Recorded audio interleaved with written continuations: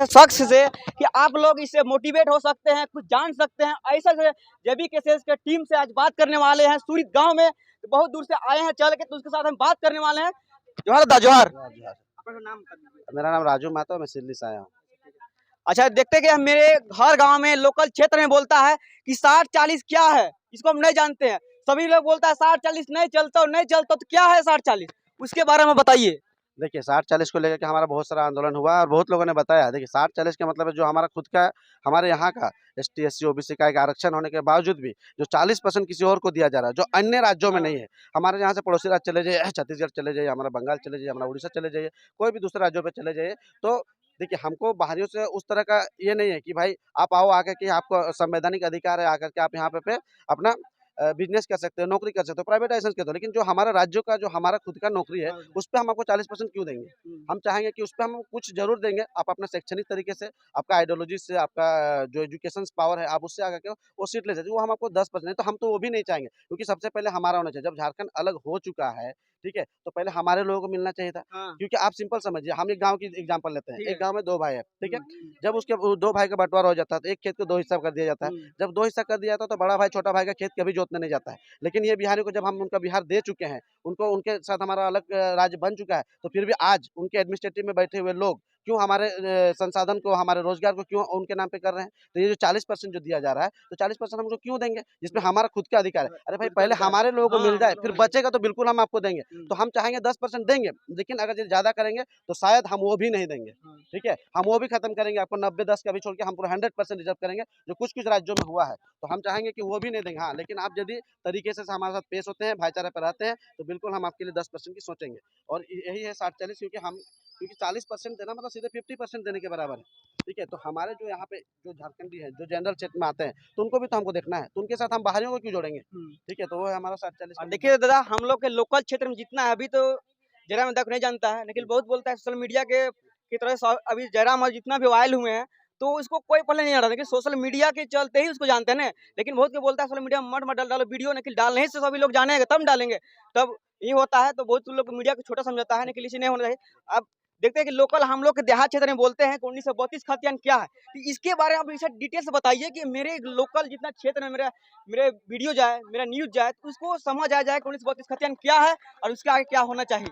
देखिए, सबसे पहले तो मैं आपको धन्यवाद देना चाहता हूँ, आपने जो एक बात कही कि सोशल मीडिया, बिल्कुल, आपने ये कहा कि जयराम दा को नहीं जानते थे, बिल्कुल कल तक नहीं जानते थे, हाँ, लेकिन आज एक बच्चा जानता है वही जयराम दा चलते को। सोशल तो मीडिया की वजह ये से। हम आपकी चैनल्स को, चाहे यूट्यूबर्स जो भी है, इनको हम लोग तहे दिल से धन्यवाद देना चाहते हैं कि आपके मीडियम से, क्योंकि आज कम्युनिकेशन का ये बहुत अच्छा मीडियम है।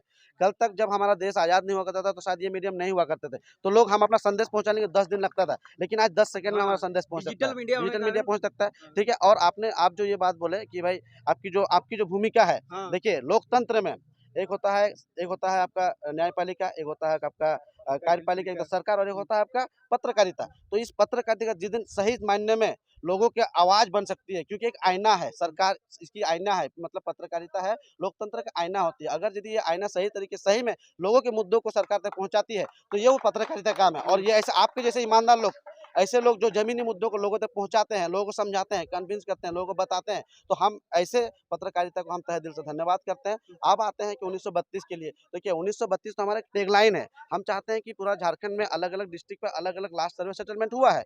तो लास्ट सर्वे सेटलमेंट के हिसाब से यहाँ के लोगों को उसके हिसाब से नियोजन मिल जाए, उसके हिसाब से डोमिसाइल नीति बन जाए। तो ठीक है, तो 1932 हमारा एक सिर्फ एक मतलब ट्रेडमार्क कह सकते हैं, जेबी केसेस का ट्रेडमार्क है कि हम 1932 जहाँ पे लास्ट सर्वे सेटलमेंट हो, जहाँ पे 1932 में हुआ, 1932 के मिलेगा। जिस जिला में 1964 में हुआ, 65 में हुआ, ठीक है, वहाँ पे उनको मिल जाए। तो ये हमारा एक ट्रेड लाइन है 1932, क्योंकि झारखंड जब बिहार से अलग भी हुआ था, तो आज बिहार में 1984 में बना हुआ संविधान जो 1932 से ही चल रहा है, वो वहाँ पे इम्प्लीमेंट होता है, हमारे झारखंड में क्यों नहीं है? तो ये हमारे झारखंड को भी मिलना चाहिए था। मान लीजिए कि एक भाई का खेत 2 हिस्सा बन गया, तो वो तो अपना जगह से तो नहीं हटा, नहीं। जमीनी क्षेत्र तो ही रह गया। तो यहाँ पे जो भी हमारा खनिज संसाधन है, उसका विभाजन भी उसी हिसाब से होना चाहिए था। तो जब जब झारखंड बिहार से अलग हो गया, तो जो हमारा संविधान है, जो बिहार का संविधान था, उसी बिहार का संविधान से अलग हुआ था। तो झारखंडी जो 2000 में अलग होके इधर आए, तो उनको भी उसी संविधान से उनका अधिकार मिलना चाहिए था।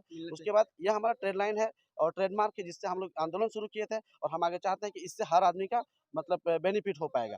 देखिए, बहुत लोग ऐसे भी हैं जो बाहर से आए हैं, ठीक है? लेकिन हम उनसे हमारा व्यक्तिगत झगड़ा नहीं, हमारा झगड़ा सिस्टम से है, हमारा झगड़ा इस तंत्र से है। अगर ये तंत्र हमारे लोगों को दे दे, ठीक है? हम जो जो उसके मौलिक अधिकार हैं, ठीक है, संवैधानिक अधिकार जिनका बनता है उनको मिल रहा है, तो हमको आपसे कोई दुश्मनी नहीं है। आपको आर्टिकल 1920 अधिकार देता है कि आप आइए, कोई भी राज्य में जाकर के आप बिज़नेस कर सकते हैं, नौकरी कर सकते हैं। लेकिन उस राज्य की जो मूल अधिकार उस राज्यवासियों का है, उसको आप नहीं ले सकते। लेकिन यहाँ पे क्या हो रहा है, क्योंकि यहाँ पे जो ब्यूरोक्रेसी बैठी हुई है, ये उस समय मान लीजिए आज 23 साल हुआ ना, तो उस समय जो भी ब्यूरोक्रेसी आई थी, स्टार्टिंग में आई थी, तो वो आकर के यहाँ पर अपने लोगों को, बिहार के लोग, क्योंकि देखिए मैंने भी 9 साल मैंने यहाँ पे ऐसे ही आधार ऑफिस मेरा सरकारी विभाग में मैंने काम किया।